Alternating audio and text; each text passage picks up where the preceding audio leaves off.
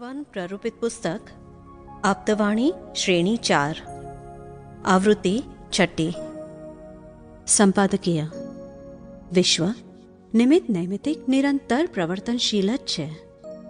મૂળ અવિનાશી દ્રવ્યોના સંયોગ સંબંધનું આ વિશેષ પરિણામ છે. વિશેષ પરિણામનો વિલય ને સ્વસ્વભાવની સ્થિતિકરણ દરેક જીવ વાંચે છે, નિમિત્તથી જ છૂટે છે, અને એ આત્યંતિક મુક્તિ અપાવનારું એકમેવ નિમિત્ત આત્માનુભવી પ્રકટ જ્ઞાની પુરુષ છે, જેના સંયોગ સંબંધે મુક્ત દશા અનુભવ ગમ્ય નિશ્ચિત છે. એવો વર્તમાન કાળે અનેકોનો અનુભવ છે. જે જ્ઞાન સામાન્યપણે જ્ઞાન કહેવાય છે તે જ્ઞાનીની દ્રષ્ટિએ બુદ્ધિનો આવિર્ભાવ છે.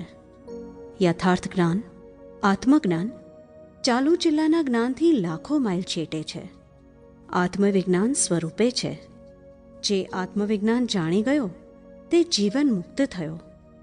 અનેકોને એવા આ જ્ઞાની ભેટ્યા ને જીવન મુક્ત દશા લાધી.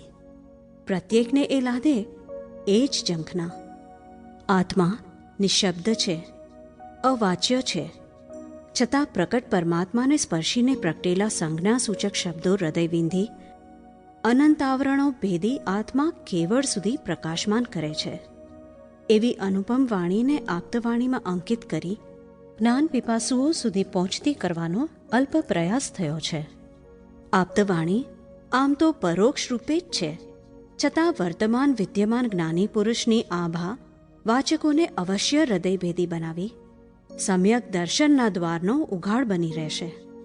પ્રગટેલું દર્શન જીવનમાં ધીમે ધીમે આંગુલી નિર્દેશ કરતું કરતું અંતિમ ધ્યેય કેવળ આત્માનુભૂતિના શિખર સાધ્ય કરીને જ રહે. આપ્તવાણી શ્રેણી 4માં જગતે ન જાણ્યા હોય, ન કલ્પ્યા હોય તેવા ગહન નિરાકરણી ઉકેલને સાદી, સીધી, સરળ, તળપદી ભાષામાં પરમ પૂજ્ય શ્રી દાદા ભગવાનના શ્રીમુખે વહેલી પ્રત્યક્ષ સરસ્વતીને સંકલિત કરવામાં આવી છે. સામાન્યપણે જગત જેને જાગૃતિ કહે છે એને જ્ઞાની તો નિદ્રા કહે છે. જેને દ્રષ્ટા માને છે તે જ દ્રશ્ય છે. હું સજાગ છું એ ભાન જેને વર્તે છે તે જ અનાત્મ વિભાગ છે. આત્મપ્રદેશ તો એનાથી સાવ જ ન્યારો છે.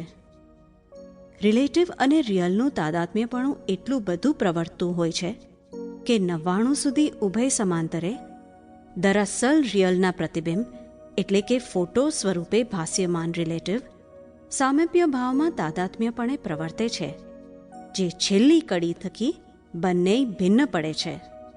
આનું રહસ્ય અનુભવી જ્ઞાની પુરુષ થકી જ પ્રકાશમાન થાય છે. ત્યાં જ ભ્રાંત જાગૃતિ અને આત્મજાગૃતિનું ભવ્ય ભેદ અનુભવાય છે. કેટલાય કાળથી પ્રારબ્ધ અને પુરુષાર્થના ભેદના સ્પષ્ટીકરણ અર્થે મથામણો થઈ છે. અનુભવી જ્ઞાનીઓ એ ભેદને કહી પણ ગયા છે, પરંતુ પરોક્ષ જ્ઞાનની પ્રવર્તનામાં તેમની યથાર્થ સમજ સમૂળગી વિચ્છિન્ન બની છે. સામાન્યપણે કર્તૃત્વપણાના ભાનને, તેવા પ્રયત્નોને અને તેના પરિણામને પુરુષાર્થ મનાય છે. જ્ઞાનીની દ્રષ્ટિએ એ સંપૂર્ણ પ્રારબ્ધ છે. 5 ઇન્દ્રિયોથી, મનથી જે કંઈ પણ પ્રવર્તન થાય છે તે સર્વ પ્રારબ્ધાધીન છે. પુરુષાર્થ વિભાગ સૂક્ષ્મ છે, જે કડવો કઠિન છે. ભ્રાંત પુરુષાર્થ જીવ માત્રને થયા જ કરે છે, જેના આધારે જીવનું કારણ કાર્યનું કાળચક્ર અવિરતપણે ગતિમાન રહે છે. યથાર્થ પુરુષાર્થ પ્રકટ થયે તે વિરમે છે. યથાર્થ પુરુષાર્થ પુરુષ થયા પછી જ પરિણમે છે. યથાર્થ પુરુષાર્થ અખંડ, અવિરત ને નિરાલંબ છે, જેની જાગૃતિએ નિરંતર મુક્ત દશા પ્રવર્તે છે.